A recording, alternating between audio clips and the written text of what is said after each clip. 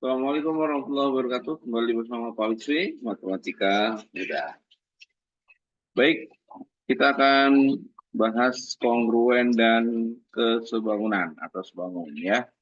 Nah, untuk kongruen dan sebangun ini, Pak Lutfi akan mulai dari yang sebangun dulu ya. Tapi kita lihat dulu ini ada tujuan pembelajaran, ada tujuan pembelajaran smartnya. Nah, kita akan mulai dari segitiga sebangun.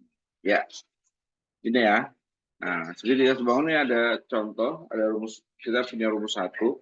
Ini ada dua buah segitiga, ada segitiga kecil dan segitiga besar.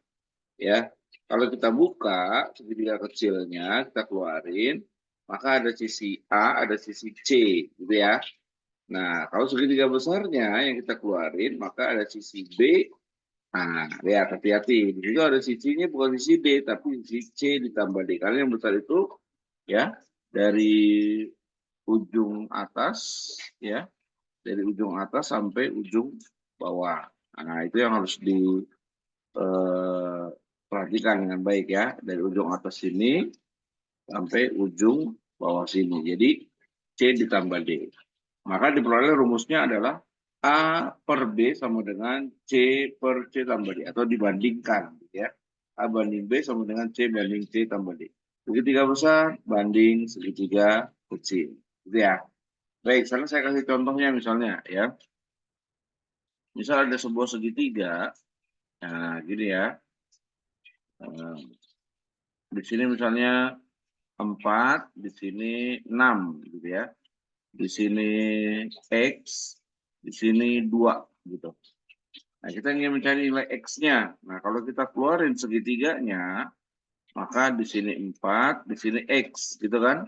Kalau segitiga yang besarnya, berarti di sini 6, di sini X ditambah 2. Maka berlaku rumus yang pertama tadi. Ya, kalau X bandingnya dengan X tambah 2. Berarti X per X tambah 2 sama dengan 4 bandingnya dengan 6. 4 banding 6. Pak, kalau misalnya 4 banding 6 dulu baru X per X tambah 2 boleh nggak? Boleh. Yang penting urutannya kalau yang kecil-kecil dulu di atas, yang besar-besar dulu gitu ya. Nah, kalau ini polisi ngambil yang kecil dulu di atas, di sini kecilnya X, di sini kecilnya 4. Jadi nggak boleh terbalik, di sini X, di sini 6, itu nggak boleh ya. Kalau udah kayak gini, kita tinggal kali silang. Nah, berarti kita mulai dari atas, X dikali 6, berarti jadi 6X sama dengan 4 dikali X tambah 2. Nah, jadi 6X sama dengan, ini kita kalikan jadi 4X.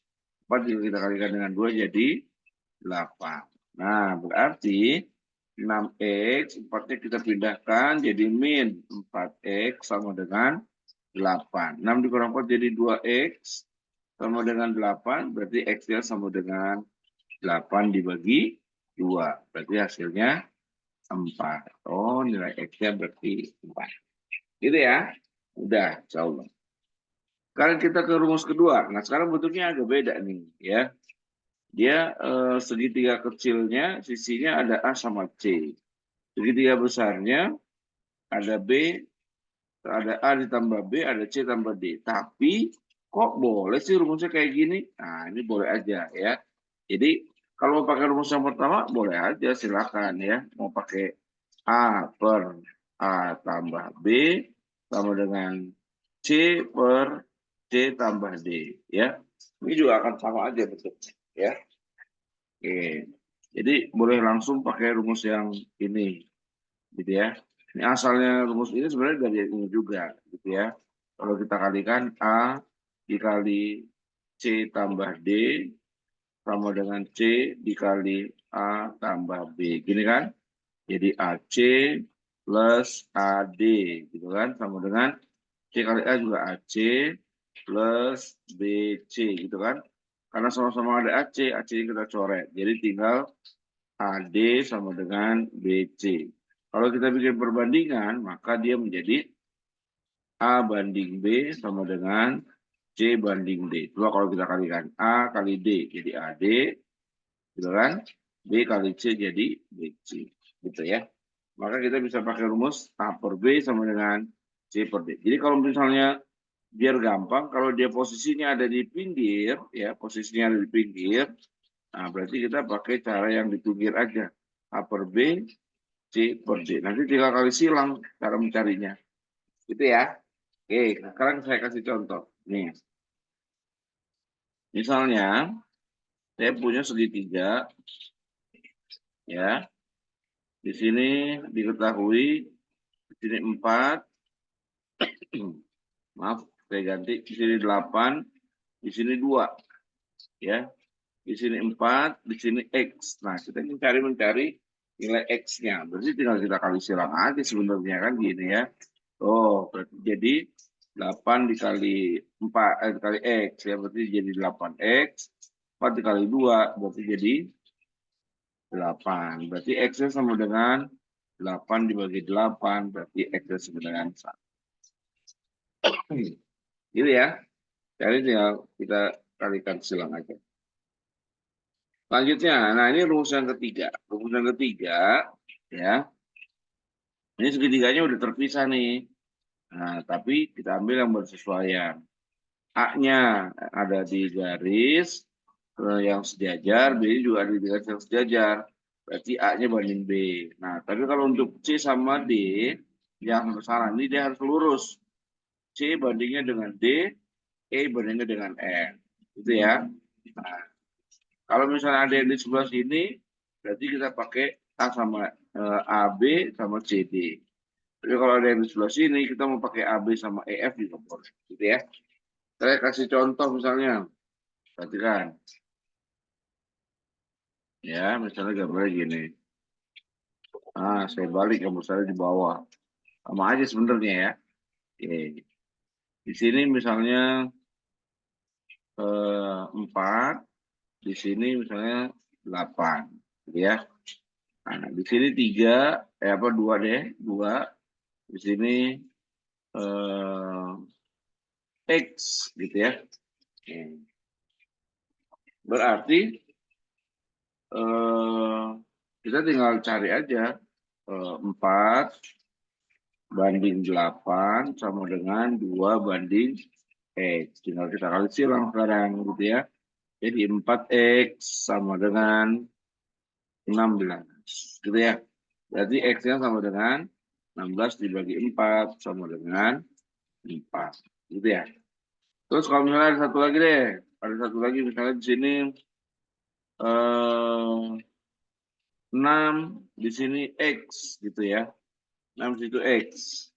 Nah, berarti kita mau pakai yang tadi juga boleh. Berarti 4 per 8 sama dengan 6 per X. Gitu ya. Nah, tinggal kita kalikan silang lagi. Jadi 4X sama dengan 8 kali 6, 48. Nah, berarti X-nya sama dengan 48 dibagi 4. Berarti X-nya sama dengan 12. Nah, kayak gitu. Ya, baik. Selanjutnya, ini ada materi tentang segitiga air mancur. Ya, segitiga air mancur. Bentar.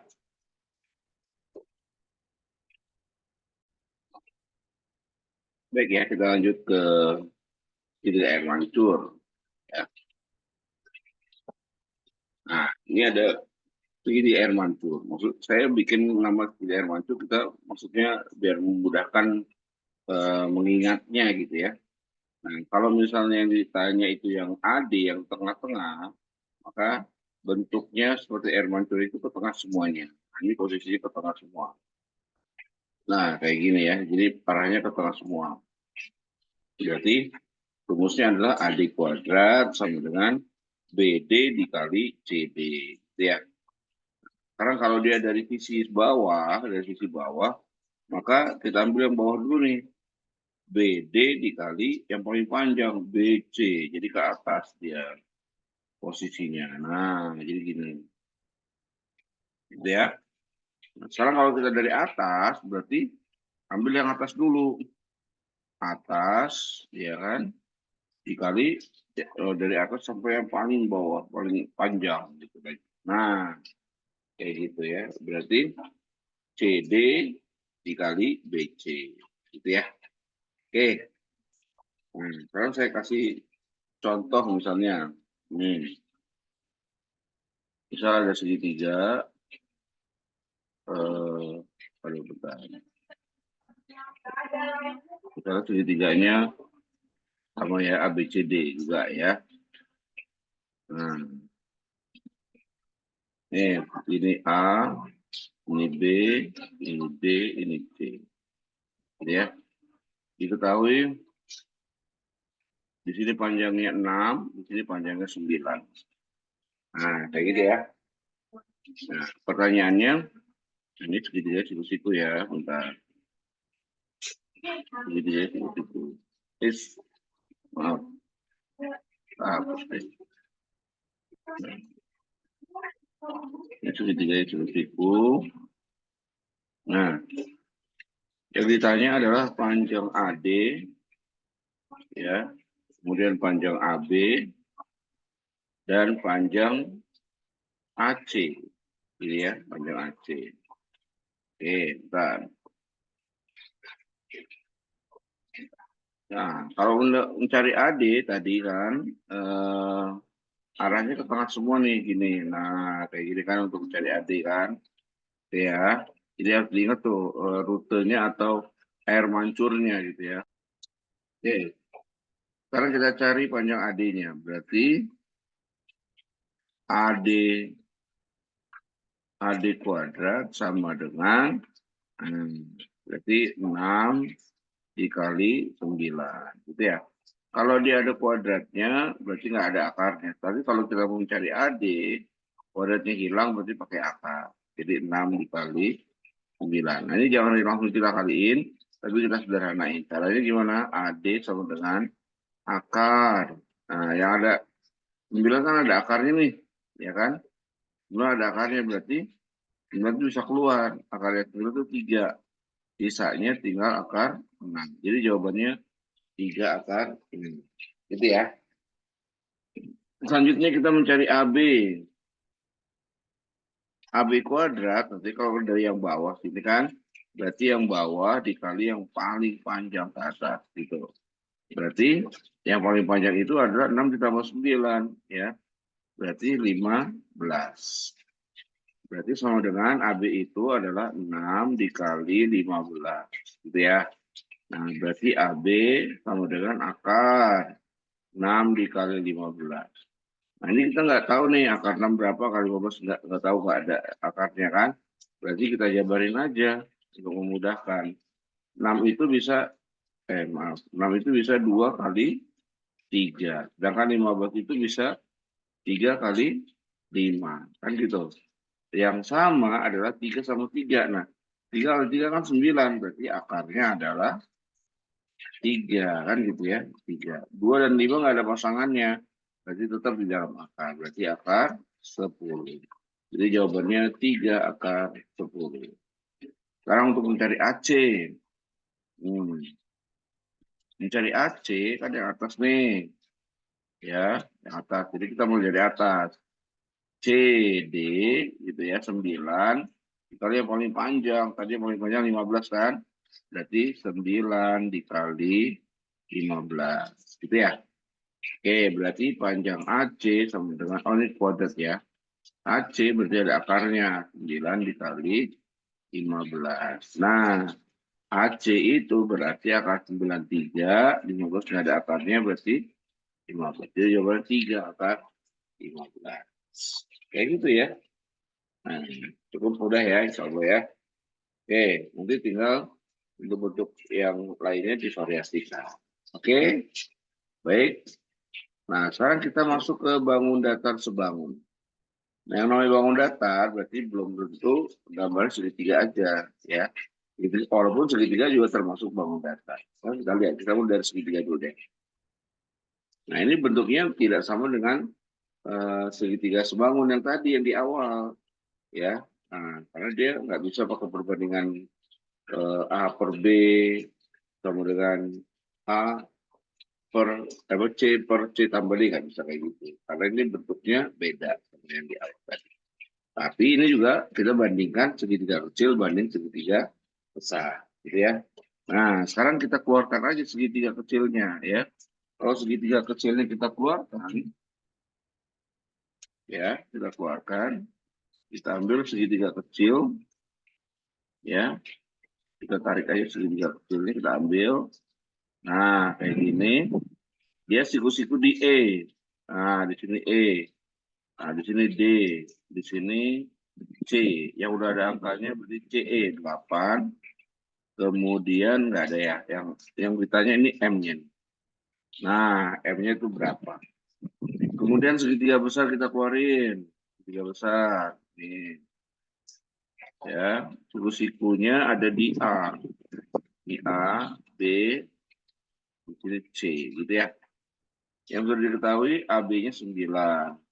AC-nya 12. Nah, kan udah kelihatan nih. Gitu kan? Nah, panjang DE yang sisi terpendek kan DE. Nah, dia akan berbanding dengan sisi terpendek yang segitiga besarnya adalah AB. Ya udah, berarti M ya per 9 sama dengan sisi yang sedangnya kan 8, jadi sisi yang sedangnya 12. Oh, berarti 8 per 12.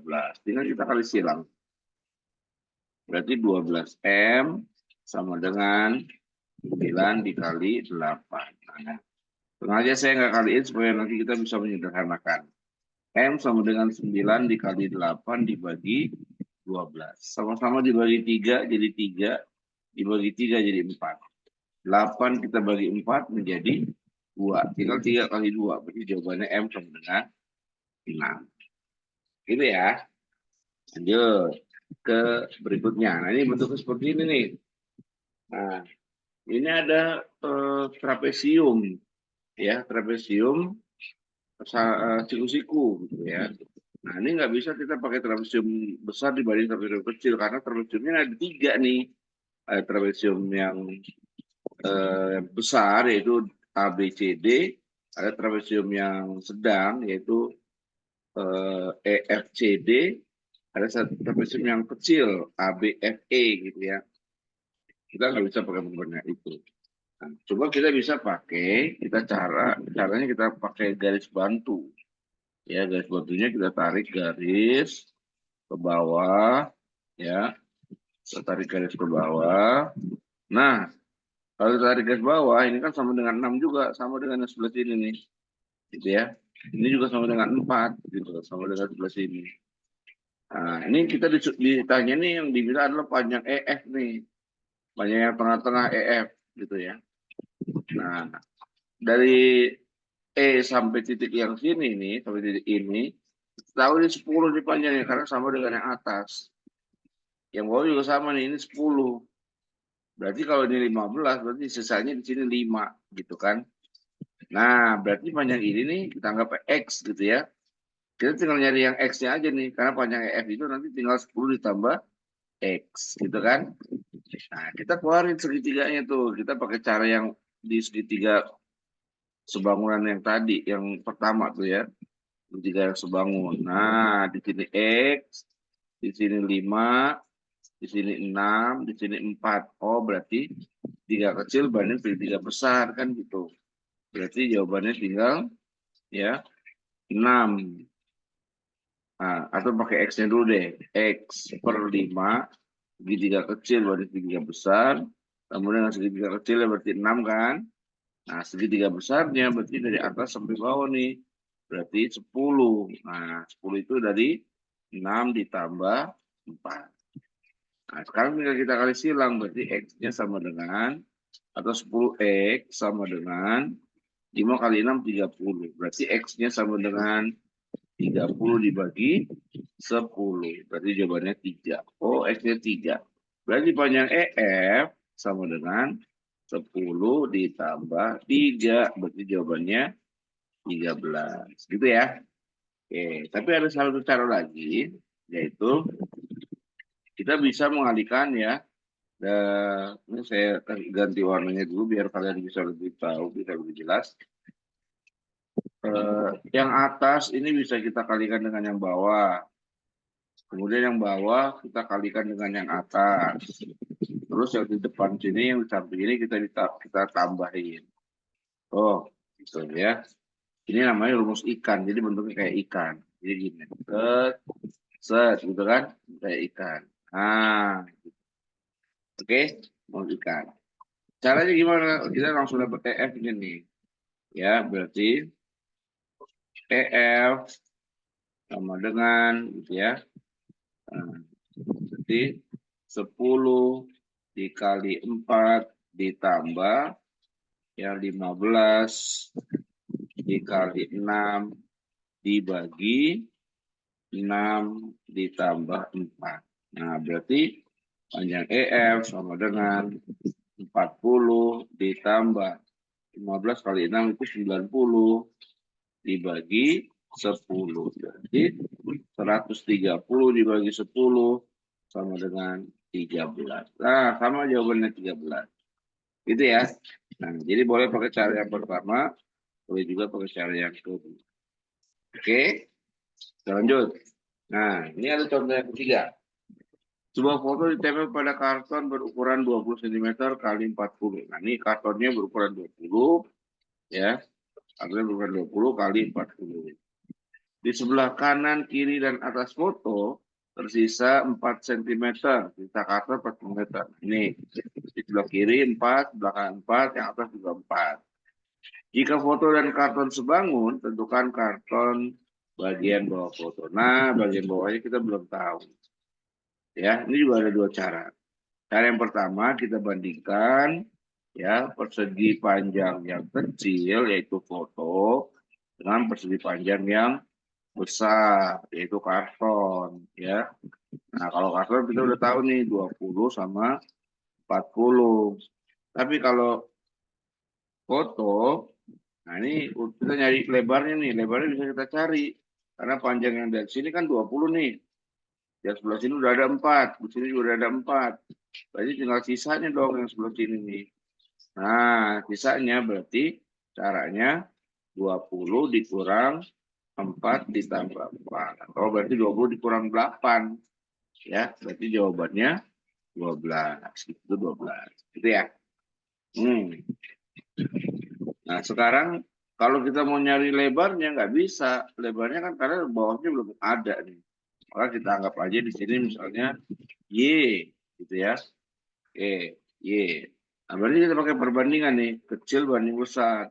Oh, berarti Y banding 40 sama dengan 12 banding 20. Kita kali silang. Berarti 20 Y sama dengan 40 dikali 12. Berarti Y sama dengan 40 dikali 12 dibagi 20. 40 dibagi 22. 2 dikali 12 berarti 24. Oh, berarti panjangnya ini 24 nih. Nah, 24 ya. Nah, maka X-nya ini bisa kita cari. Berarti X-nya sama dengan panjang yang besarnya kan 40 nih. Oh, berarti 40 dikurang 24 ditambah 4. Berarti X-nya sama dengan 40 dikurang 28. Nah, berarti X-nya sama dengan 12. Gitu ya. X-nya sama dengan 12. Tuh. Gitu ya, cara yang pertama. Untuk cara yang kedua, kita punya rumus kalau bentuknya seperti ini. Ya, rumusnya begini nih, untuk mencari X-nya langsung. X-nya sama dengan ya 2 dikali P per L dikurang 1 dikali S. Nah, berarti X-nya sama dengan 2 dikali P-nya, panjangnya itu kan dikali 40 nih. 40 sama 20 kan. Nah, berarti 40 per 20 dikurang 1 dikali, tadi ada sisa, kata-kata sisa, sisanya itu 4. Jadi dikali dengan 4. Sekarang kita bagi nih, ini 0 kita bisa coret, 0 sama 0 kita coret. 2 dibagi 2, 1 habis, tinggal 4. Berarti 4 dikurang 1, berarti 3. 3 kita kali 4. Nah, berarti X-nya sama dengan 12. Sama ya. Oke, ya. Itu bentuk kesebangunan. Sekarang kita akan masuk ke kongruen, tapi kita khususkan di segitiga kongruen. Sekarang kita masuk ke sifatnya dulu, ya. Nah, di segitiga kongruen ini ada sifatnya. Sifat yang pertama itu sisi yang bersesuaian sama panjang, yaitu dengan apa bentuk kongruennya adalah sisi, ya. Nah, karena nanti di kongruen ini kita nggak pakai hitung-hitungan, tapi dia membuktikan dua buah segitiganya kongruen atau enggak gitu, sama dan sebaun enggak gitu kan. Nah, cara membuktikannya kita dengan menggunakan sifat. Nah, jadi ada 4 sifatnya. Yang pertama sisi. Yang kedua yaitu dua sisi yang bersesuaian sama panjang mengapit sudut yang bersesuaian sama besar, yaitu sisi sudut sisi. Jadi sifat yang kedua adalah sisi sudut sisi. Yang ketiga, dua sudut yang bersesuaian sama besar mengapit sisi yang sama panjang. Nah, ini sifat yang ketiga adalah sudut sisi sudut, balikannya tadi ya. Oke. Dan sifat yang keempat adalah dua sudut yang bersesuaian sama besar dan satu sisi bersesuaian sama panjang. Itu sisi sudut-sudut atau sudut-sudut sisi. Ya. Oke. Itu gambarnya, ada tandanya tuh kalau dia bentuknya seperti ini, dia menandakan dia sisinya tuh bersesuaian sama panjangnya. Kalau bentuknya kayak gini-gini, berarti dia bentuk sudut, gitu ya. Bentuk sudut. Baik. Karena saya kasih contoh nih, misalnya kayak gini. Tapi sebelumnya, kita tahu bahwa ada sudut yang sama besar, yaitu sudut yang bertolak belakang, sehadap, dan berseberangan. Gitu ya. Nah, sekarang kalau kita lihat di sini, ya, ada dua buah segitiga nih. Buktikan segitiga ABC, ya, segitiga ABC kongruen dengan segitiga EDC, gitu ya. Nah, ini sisi AB-nya udah diketahui, dia sama dengan sisi DC. Sudut B-nya sama dengan sudut D, dia berseberangan, ya. Nah, tapi ada satu lagi yang belum diketahui, maka kita harus cari. Karena sifatnya itu kan ada 3, gitu ya. Ada 3, misalnya bisa sisi. Oh, berarti ada 3 hal yang harus dibuktikan. Oh, sisinya sama, sisinya sama. Atau sisi, sudut, sisi. Berarti ada 3 hal. Sisi, sudut, dan sisi. Tapi ini kita baru punya sisi sama sudut. Berarti harus cari satu lagi. Bentuknya apa. Gitu ya. Berarti kita bisa tuliskan dulu nih.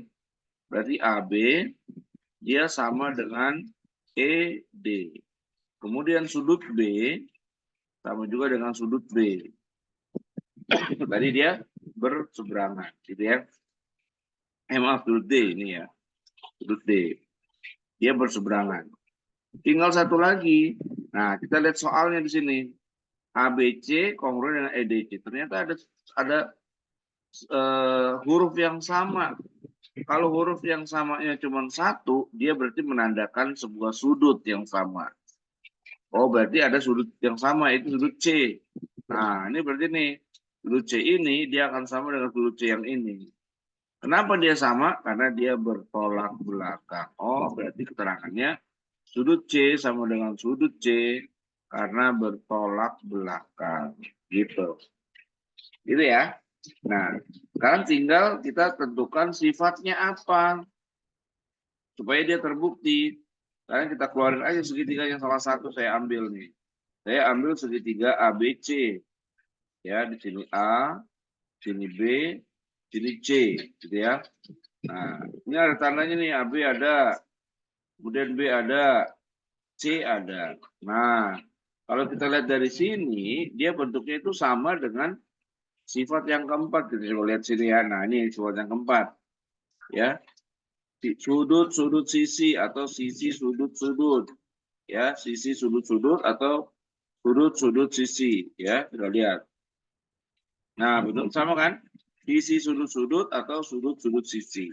Berarti dia terbukti ya, terbukti kongruen karena sisi sudut-sudut atau sudut-sudut sisi. Nah, Jadi cara menjawabnya seperti itu, gitu ya. Oke, saya kasih contoh satu lagi. Nih, buktikan segitiga ABC kongruen dengan segitiga DBC. Ini udah ada tandanya juga nih. Nah, kita tulis yang udah ada tandanya ya. Berarti panjang AB sama dengan panjang DB, gitu ya. Nah, kemudian ada sudut juga tuh sama. Sudut B sama dengan sudut B juga gitu, karena dia berhimpit, gitu ya. Oke, lanjut. Tinggal satu lagi nih yang belum, gitu ya. Nah, kalau kita lihat di soal, di sini ada dua huruf yang sama, BC dengan BC. Kalau dia dua huruf, berarti menandakan sisi yang sama. Tadi kalau cuma satu huruf berarti sudut.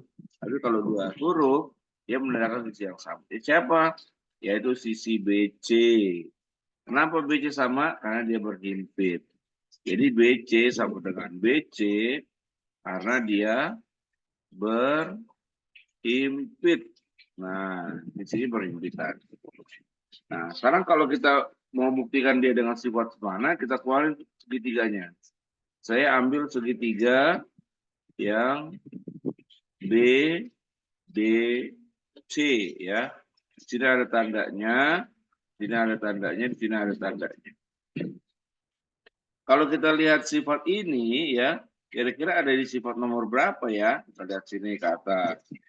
Nah, kita lihat di sini ternyata dia sama dengan sifat yang kedua ya. Sudutnya diapit oleh dua buah sisi gitu kan. Sudutnya diapit oleh dua buah sisi. Nah, itu kan berarti sisi sudut sisi ya. Sisi sudut sisi atau mau dibagi juga boleh. Sisi sudut sisi. Nah, berarti dia terbukti ya, terbukti karena memenuhi sifat sisi sudut sisi. Gitu ya. Oke, cara saya itu mudah. Nanti tinggal kalian pelajari lagi. Yang tidak mengerti, silakan komen di kolom komentar. Nanti saya akan jelaskan. Oke, terima kasih. Itu yang bisa boleh sampaikan. Mudah-mudahan mudah dipahami dan kalian bisa sukses dalam mengerjakan soal-soal kongruen dan keseluruhan. Demikian dari Polisi. Assalamualaikum warahmatullahi wabarakatuh.